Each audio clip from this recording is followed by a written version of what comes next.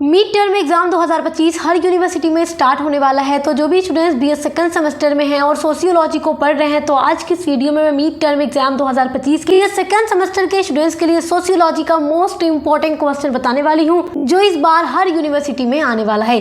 तो mid term exam के लिए आपको बस इतना ही पढ़ लेना है जितना आज की इस वीडियो में मैं आपको बताने वाली हूँ। इससे ज़्यादा आपको बाहर से कुछ भी पढ़ने की ज़रूरत नहीं है, क्योंकि मिड टर्म एग्जाम में जो कुछ आएगा ऑल यूनिवर्सिटी में वो पूरा मैं इस वीडियो के अंदर बता दूंगी। और बहुत कम चीज़ें आती हैं, 4 से 5 क्वेश्चन आपको दिया जाता है, वही आपको लिखना होता है। किसी यूनिवर्सिटी में 5 क्वेश्चन दे दिया जाता है और कह दिया जाता है 3 क्वेश्चन लिखो, कहीं 4 क्वेश्चन दे दिया जाता है, कहा जाता है कोई 3 क्वेश्चन लिखो।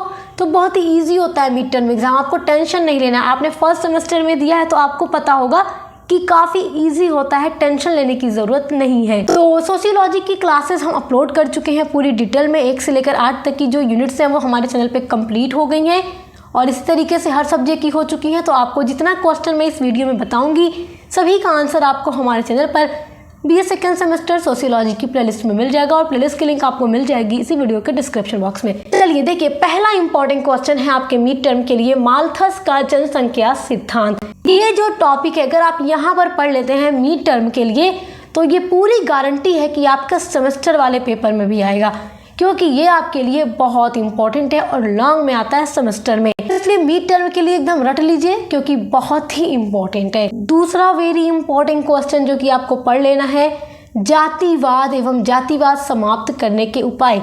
सबसे पहले क्या पढ़ना है कि जातिवाद होता क्या है, जातिवाद का अर्थ क्या है। हमने पढ़ा दिया है आपको, पूरा नोट्स भी हम वीडियो में देते हैं आपको, वही जाकर आपको लिखना है। जातिवाद को किस तरीके से खत्म किया जा सकता है तो वो पढ़ लीजिएगा, सब कुछ आपको चैनल में हमारे मिल जाएगा। तीसरा इंपॉर्टेंट क्वेश्चन है, गांव का अर्थ लिखिए एवं गांव की विशेषताओं का उल्लेख कीजिए। ये आपसे जरूर पूछेगा गांव के बारे में, गांव क्या है, इसकी क्या विशेषताएं हैं, सब हम डिटेल में आपको पढ़ा चुके हैं। फोर्थ इंपॉर्टेंट क्वेश्चन है, धर्म का अर्थ लिखिए, भारतीय संस्कृति में धर्म के प्रमुख लक्षण बताइए। देखिए यूनिट नंबर 5 में आप पढ़ चुके हैं इसके बारे में, धर्म क्या है और भारतीय संस्कृति में धर्म के प्रमुख क्या लक्षण हैं। लक्षण का मतलब विशेषताएं। तो अगर पूछ दे भारतीय संस्कृति में धर्म की प्रमुख विशेषताएं बताइए तो कंफ्यूज मत होइएगा, लक्षण या विशेषता बात एक ही है। क्वेश्चन इंपॉर्टेंट है, तैयार रखिएगा मिड टर्म के लिए। आपका 5th इंपॉर्टेंट क्वेश्चन है, भारत में जनसंख्या विस्फोट के लिए उत्तरदायी कारकों की चर्चा कीजिए। मतलब भारत में जो जनसंख्या तेजी से बढ़ रही है उसी को जनसंख्या विस्फोट कहा जाता है। कौन कौन से वो उत्तरदायी कारक हैं, मतलब क्या क्या वो रीजन है जिनकी वजह से जनसंख्या विस्फोट हो रहा है, जनसंख्या भारत में तेजी से बढ़ रही है। तो इसके ऊपर भी पूरी यूनिट्स अपलोड है हमारे चैनल पे, तो आप देख लीजिएगा, नोट्स आपको मिल जाएगा वीडियो में। 6 इंपॉर्टेंट क्वेश्चन जो आपको पढ़ना है मिड टर्म के लिए वो है सांप्रदायिकता का अर्थ, सांप्रदायिकता के कारण और सांप्रदायिकता से क्या क्या हानियां होती हैं। ये बहुत इंपॉर्टेंट है और ये आपके सेमेस्टर वाले पेपर में भी आएगा। 7th आपका वेरी मोस्ट इंपॉर्टेंट क्वेश्चन है और ये भी एक ऐसा क्वेश्चन है जो मिड टर्म और सेमेस्टर एग्जाम दोनों के लिए इंपॉर्टेंट है। ग्रामीण व नगरीय जीवन में अंतर, मतलब गांव और नगर के जीवन में क्या अंतर है।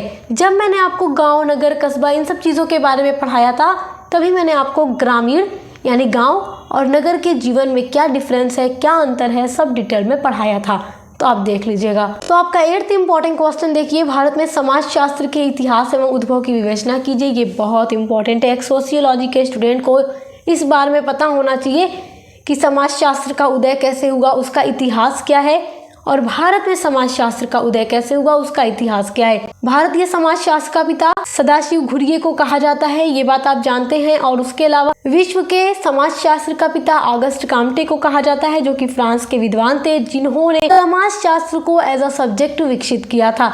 तो इन सब चीज़ों के बारे में मैं आपको डिटेल में पढ़ा चुकी हूँ, तो आप तैयार कर लीजिएगा। आपका 9th मोस्ट इम्पॉर्टेंट क्वेश्चन है, संयुक्त परिवार का अर्थ, परिभाषा, विशेषता और उसके प्रकार। तो संयुक्त परिवार के बारे में आपको इतना याद रखना है कि इसका अर्थ आपको पता हो, इसकी विशेषता आपको पता हो, फिर आपका काम चल जाएगा। ये 9 मोस्ट इम्पॉर्टेंट क्वेश्चन आपको पढ़ लेना है सोशियोलॉजी के मिड टर्म एग्जाम 2025 के लिए।